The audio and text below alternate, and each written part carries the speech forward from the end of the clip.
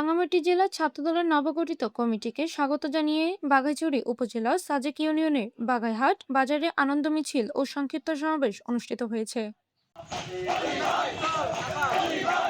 রবিবার ৩ মে বিকেলে বাগাইহাট বাজার এলাকায় এই কর্মসূচির আয়োজন করা হয়। সমাবেশে উপস্থিত ছিলেন সাজেক ইউনিয়ন বিএনপির ছাত্রদলের সভাপতি মোহাম্মদ ইউসুফ আলী, সাজেক থানা শাখার ছাত্রদলের আহ্বায়ক জাহিদুল ইসলাম মানিক, সাংগঠনিক সম্পাদক মোহাম্মদ রায়খান উদ্দিন ও বিএনপির অঙ্গ সংগঠনের নেতাকর্মীরা অংশগ্রহণ করেন।